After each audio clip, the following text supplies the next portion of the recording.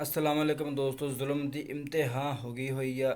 इतों तक नौबत आ गई हुई आ कि मैं अपने घर का राशन नहीं पूरा कर पा रहा दोस्तों। इन्नी महंगाई हो चुकी है, इन्नी महंगाई हो चुकी है। पेट्रोल इन्ना महंगा हो चुका वा, बालन इन्ना महंगा हो चुका वा, गैस इन्ना महंगा हो चुका वा दोस्तों। आटा, चीनी, घ्यो 5 किलो का थैला 700 रुपये का दोस्तों हो चुका वा। तो मैं कला कमान वाला है वा दोस्तों। तो मेरा मकान भी किराए का है वा दोस्तों। मेरे छोटे छोटे बच्चे है दोस्तों। मेरी मदद करो, मेरी हेल्प करो। मैं बेरोज़गार है दोस्तों। मेरा काम कोई नहीं है अपना दोस्तों। मैं जोड़ा अपना काम करता सगा, जोड़ा काम जाता सगा दोस्तों, वो मैं ना हूँ कर नहीं सकता पैसे की वजह तो। मेरे को पैसे नहीं है, मेरे को पैसे खत्म होए दोस्तों। काम शुरू करने वास्ते कम से कम मैंने 50,000 रुपया या 1 लाख रुपया चाहिए वा। तो दोस्तों फिर जाके मेरा काम शुरू होना, फिर मैं 2-3 हज़ार रुपये रोजाना कमा सकता दोस्तों, अपने पैरों पर खड़ा हो सकता। तो दुनिया के बहुत बहुत नेक बंदे, अल्लाह के बहुत सखी बंदे है दोस्तों।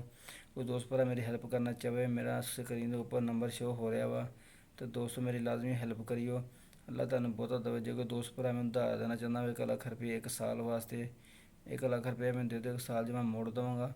जो कोई मैंने 50,000 देना चाहता वा तो 50,000 दे सकता। मैं 6 महीने वापस कर देवांगा इंशाअल्लाह ताला अल्लाह के हुक्म के नाल। तो दोस्तों मैं अपने पैरों पर खड़ा होना चाहता वा, अपनी बीवी बच्चियों वास्ते रोज़ी रोटी कमाना चाहता वा दोस्तों।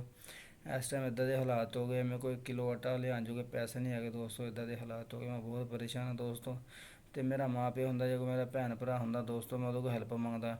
मैं सारे रिश्तेदारों को हेल्प मंगे वेखी दोस्तों, किसी ने मेरी मदद नहीं की है। मैं 2-3 महीनों वास्ते गया, मैंने 20,000 30,000 दे दो ताकि मैं अपने बच्चे की रोज़ी रोटी कमा सका। किसी रिश्तेदार ने मैंने पैसे नहीं दिते है दोस्तों। उल्टा मेरा मजाक उड़ाते हैं, मेरी गरीबी का मजाक उड़ाते हैं। तो दोस्तों मैं गरीब है वा, इस वजह तो मैनू अच्छा जानते नहीं है, अच्छा समझते नहीं है दोस्तों। तो दोस्तों मेरी मदद की जाए। जिन्हें दोस्त भरा वीडियो देखते लाजमी होकर शेयर करियो, ताकि दोस्त भरा कोई मेरी हेल्प कर सके। सदका जारी समझ के वीडियो शेयर करिए दोस्तों।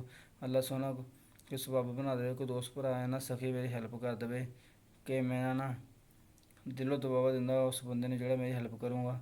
अल्लाह ने इन्ना को दवे दुनिया ते भी आखरत ते भी, क्योंकि मुके ना तो अल्लाह वो दुनिया की हर ख्वाहिश पूरी करे और आखरत की हर ख्वाहिश अल्लाह की पूरी करे।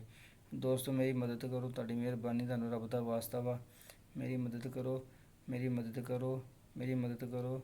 मैं एको गल कहांगा, तुहानू मेरी मदद करो। मैं बहुत परेशान है दोस्तों, मैं बहुत परेशान है दोस्तों। मेरी मदद करो, तुहानू रब दा वास्ता मेरी हेल्प करो।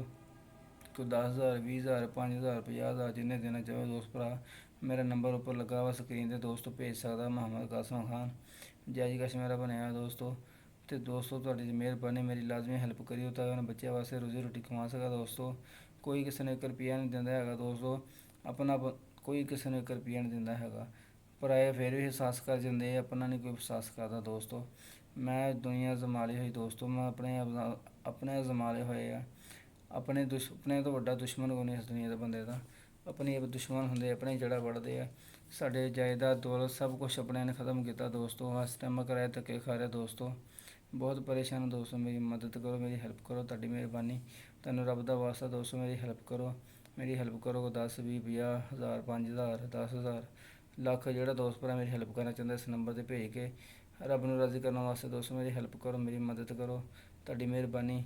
मेरे को मकान के किराए नहीं भरे जाते, मैं बहुत परेशान, मेरी मदद करो, शुक्रिया। अपना ख्याल रखियो। अल्लाह तुहानू बहुत दवे, अल्लाह तुहानू बहुत दवे, अल्लाह तुहानू बहुत दवे। अल्लाह तुहाडे माँ प्यो नू खुश रखे, अल्लाह तुहानू खुश रखे। जेह्ड़े दोस्त माँ प्यो नहीं अल्लाह उन्हें जन्नत च जगह दवे, अल्लाह उन्हें जन्नत च जगह दवे। अल्लाह उन्होंने कब्र दा अज़ाब दूर कर दे, परेशानियां मुश्किलात दूर कर दे। अल्लाह सब दुनिया की आखरत की आसानियत अता फरमावे। आमीन दोस्तों, लाजमी मेरी हेल्प करो, शुक्रिया।